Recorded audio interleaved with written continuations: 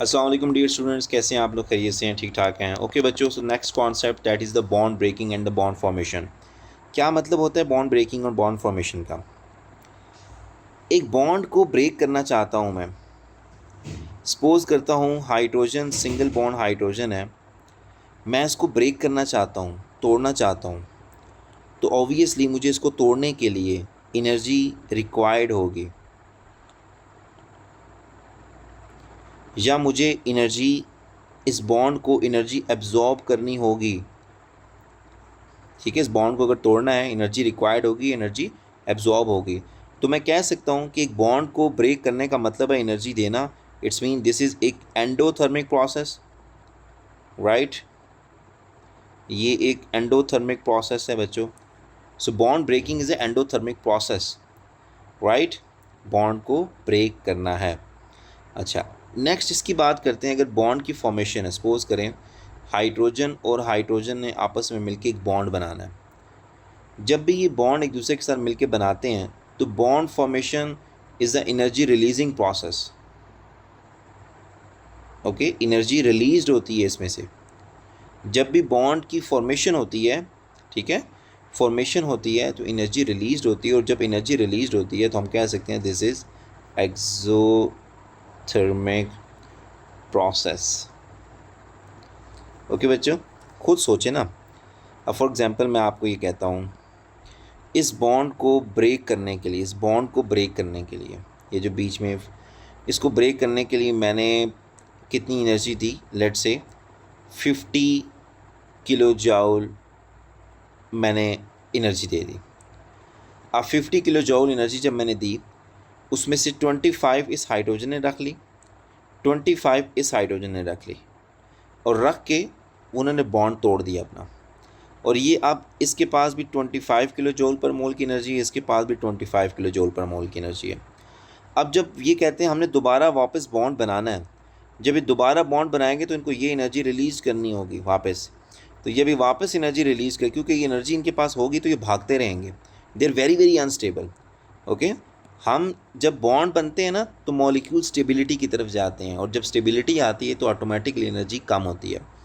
ठीक है, एक बंदा है, एक बच्चा है, वो बहुत भाग रहा है, शरारत करता है, वो भागता रहता है हमेशा। हम कहते हैं यार ये बड़ा एनर्जेटिक बंदा है यार, इसमें बड़ी एनर्जी है। एक बच्चा बड़ा बिल्कुल आराम से डल सा बच्चा बैठा हुआ, हम कहते हैं बड़ा लो एनर्जी वाला बच्चा है, इसके पास एनर्जी नहीं है। मतलब in term of energy concept के हवाले से बता रहा हूँ। तो ये चीज़ है। ठीक है, अगर एक भागने वाले बच्चे को बैठाना है तो उसकी एनर्जी को थोड़ा सा कम करना होगा, और वो हम कम कैसे करेंगे? उसको मार पीट के, जैसे भी आप, इट्स अप टू यू। तो जब इसमें से ये एनर्जी हम निकाल लेंगे जिसकी वजह से वो भाग रहा है, तो बच्चों वो वापस आपस में बॉन्ड बना लेंगे, तो 50 किलो जूल पर मोल की एनर्जी वापस रिलीज़ हो जाएगी।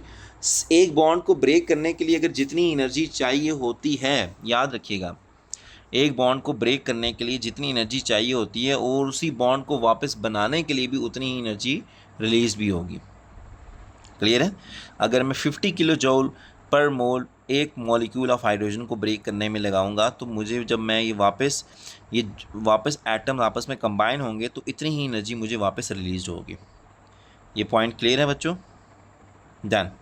अब एक कॉन्सेप्ट आता है, इसको आप डेफिनेशन को माइंड में रख लें। Bond energy. बॉन्ड एनर्जी क्या होती है? Bond energy basically amount of energy required to break a bond. Simple. एक बॉन्ड को ब्रेक करने के लिए कितनी एनर्जी रिक्वायर्ड होगी, उसको हम कहेंगे बॉन्ड एनर्जीज। जैसे कि H, सिंगल बॉन्ड H, इसको तोड़ने के लिए हमें 50 किलो जूल की एनर्जी चाहिए। तो ये क्या है? This is called the bond energy of hydrogen. Okay, bond energy of hydrogen.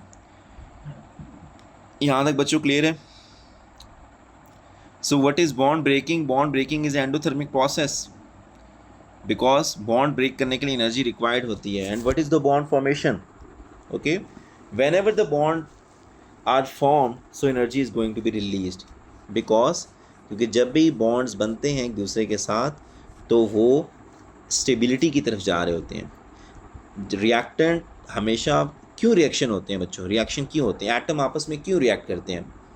Atom ने रिएक्ट करना है बिकॉज वो अपना ऑक्टेट कंप्लीट करेंगे। ऑक्टेट कंप्लीट करने के लिए बच्चों उनको या तो इलेक्ट्रॉन देना पड़ेगा या लेना पड़ेगा, या अपना बॉन्ड ब्रेक करना पड़ेगा, या न्यू बॉन्ड की फॉर्मेशन करनी पड़ेगी, तो तभी रिएक्शन होते हैं। हमेशा चीज़ें स्टेबिलिटी की तरफ जाती हैं बच्चों, अनस्टेबिलिटी की तरफ कोई भी नहीं जाता। ठीक है, हम अपनी डेली लाइफ में देख लें, हर इंसान स्टेबिलिटी की तरफ मूव कर रहा है। ठीक है, ताकि वो चाहता है कि जब ओल्ड एज में जाए तो वो मिनिमम अमाउंट ऑफ एनर्जी सर्व करे।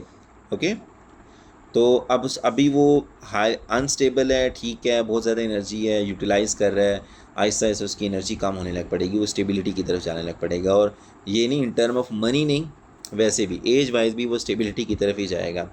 सो ये एक दुनिया का कानून है, तो चलता रहेगा। सो लुक ओवर हियर, ये कुछ बॉन्ड्स हैं बच्चों। ठीक है, bond making, look over here, ये देखो ये एटम्स हैं, ये अलग अलग हैं, घूम रहे हैं, हाई एनर्जी में हैं। ठीक है, मज़े से घूम रहे हैं। जब इनको आपने जोड़ना है ना, इनको पकड़ पकड़ के इनको ज़बरदस्ती इनको बांधना पड़ेगा हमें। तो इनकी ये एनर्जी जो है ना, ये भागने वाली, वो हमें निकालनी पड़ेगी, तभी तो। ठीक है, ये देखो अब हमने इनको जोड़ दिया, तभी तो इसमें से एनर्जी रिलीज़ होती है। So bond making is the energy releasing process. So this is exothermic process. अब बॉन्ड ब्रेकिंग की बात करें, so look over here, it's a bond, इसको हमने ब्रेक करना है, ब्रेक ब्रेक ब्रेक। अब हमने बॉन्ड तोड़ना है और उनको एनर्जी देनी है ताकि वो घूमें आराम से। तो bond breaking is a endothermic process. और जब एंडोथर्मिक प्रोसेस होगा तो यहाँ पे अगर स्टेबिलिटी है तो बॉन्ड ब्रेकिंग के बाद अनस्टेबिलिटी आ जाएगी। यहाँ तक चीज़ें क्लियर हैं बच्चों? ओके, यहाँ तक अगर चीज़ें क्लियर हैं तो बॉन्ड एनर्जी कैलकुलेशंस, ठीक है, इससे पहले आप लोगों के सामने बॉन्ड एनर्जी कैलकुलेशन में हम by using the bond energy we have to calculate the delta H value. Okay, delta H value मैं आपको एक सिंपल से एक फार्मूला बताता हूँ। Delta H is equals to, ये एक रिएक्टेंट है, ये एक प्रोडक्ट है। हमें पता है रिएक्टेंट के बॉन्ड ब्रेक होते हैं तो एनर्जी एब्जॉर्ब होगी, क्योंकि रिएक्टेंट के बॉन्ड्स को ब्रेक करना है ना बच्चों, ब्रेकिंग के लिए एनर्जी एब्जॉर्ब। प्रोडक्ट में हमेशा बॉन्ड की फॉर्मेशन होती है, एनर्जी रिलीज्ड होती है। क्लियर है? क्या ना चीज़ें बच्चों क्लियर है? अच्छा, अब याद रखना, एनर्जी जब भी एब्जॉर्ब होती है तो वो पॉजिटिव के साइन के साथ होगी, एनर्जी जब भी रिलीज होती है वो नेगेटिव के साइन के साथ होती है। क्लियर है? अब इन्हीं के साथ साइन है तो मैं अब इनके साइन यहाँ पे लिख रहा हूँ। जब मैं इनका चेंज निकालूंगा, चेंज, ठीक है, इनका डिफरेंस जब करूँगा, डिफरेंस, इन दोनों को ऐड करूँगा, ये कह लो ऐड करने वाला हूँ। अब गौर से देखना, एनर्जी एब्जॉर्ब प्लस वाली, ठीक है, और ये प्लस करूँ बड़ा साइन, नेक्स्ट क्या है, माइनस एनर्जी रिलीज्ड, माइनस के साथ एनर्जी रिलीज मैंने ऐड किया, रिएक्टेंट में एनर्जी एब्जॉर्ब प्लस ई एब्जॉर्ब, ठीक है, प्लस के साइन, बीच में मैं प्लस कर रहा हूँ खुद से। जब इन दोनों को सॉल्व करूँगा ना तो ओवरऑल आंसर मेरे पास क्या आएगा बोलो, एनर्जी एब्जॉर्ब, ये plus minus minus energy released. बस बच्चों आप यही फार्मूला याद रख लो। आपको अब उस कैलकुलेशन के अंदर ये प्लस माइनस का ख्याल नहीं रखना, छोड़ दें, बस आपने यहाँ पे देख लेना है बस ये क्या है।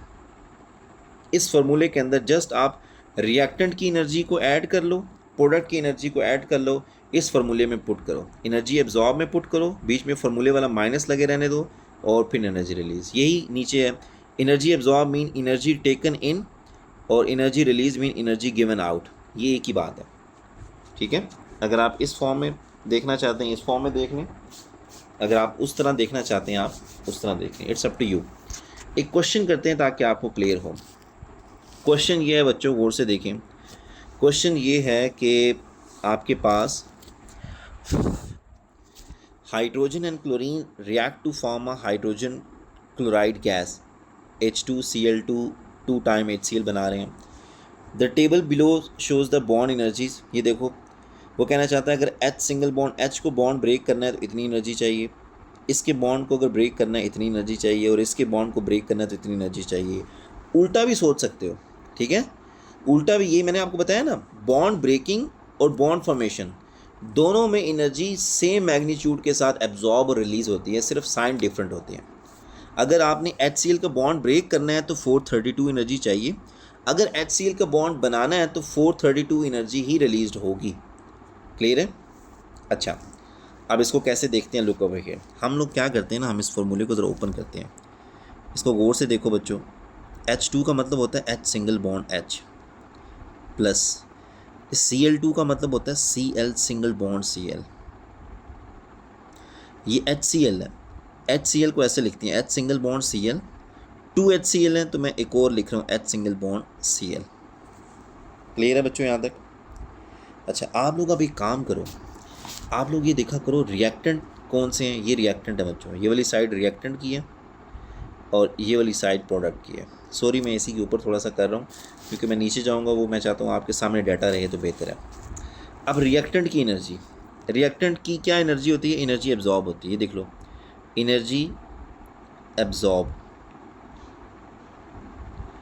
एनर्जी एब्जॉर्ब कितनी हो रही है वो मैं देखने लगा कि मेरे दो रिएक्टेंट्स हैं H सिंगल बॉन्ड H, इसको ब्रेक करने के लिए कितनी एनर्जी चाहिए होगी, और C single bond Cl single bond Cl को तोड़ ब्रेक करने के लिए कितनी एनर्जी रिक्वायर्ड होगी या एब्जॉर्ब होगी, वो मैं देखने लगा हूँ।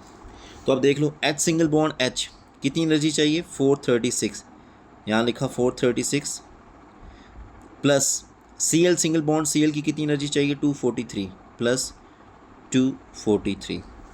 Total energy absorb in the reactant, कि एक रिएक्टेंट्स, सारे रिएक्टेंट्स को ब्रेक करने के लिए हमें कितनी एनर्जी एब्जॉर्ब होगी।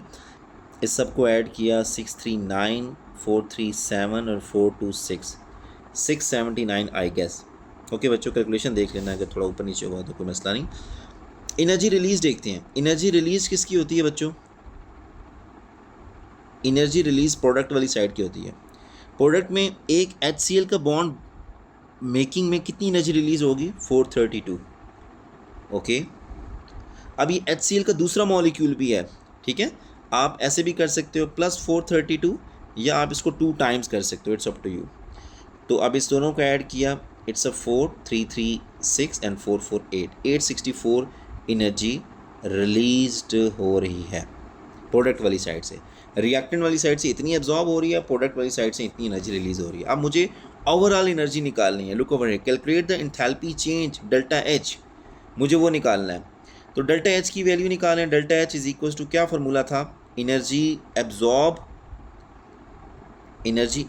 Minus energy released. Okay, energy absorb क्या था? 679 वैल्यू है बच्चों इसकी, 679 माइनस एनर्जी रिलीज कितनी है? 864। इन दोनों को कर लो बच्चों, क्या आंसर आता है? सो डेल्टा H का आंसर क्या आएगा? माइनस में आना चाहिए क्योंकि माइनस 864 बड़ी वैल्यू है। तो इन दोनों को सॉल्व करो, मुझे अब कैलकुलेटर मेरे पास नहीं है, तो माइनस में कुछ नेगेटिव में इसका आंसर आ जाएगा। बस वो एनर्जी इस ओवरऑल इस रिएक्शन को करवाएंगे तो उसमें से, इस रिएक्शन में से ओवरऑल एनर्जी रिलीज्ड होगी। Overall, okay, overall energy released हो गया। वो कोई पूछ रहा है ये फाइंड करने के बाद डिड्यूस वेदर इट इज़ एक्सो और एंडो, तो नेगेटिव साइन के साथ जब आंसर आए तो दिस इज एक्सोथर्मिक रिएक्शन बच्चों, not endothermic reaction. This is clear बच्चों? अगर ये चीज़ क्लियर है तो आप लोगों के लिए एक टास्क है, ये टास्क है बच्चों, दिस इज़ द टास्क।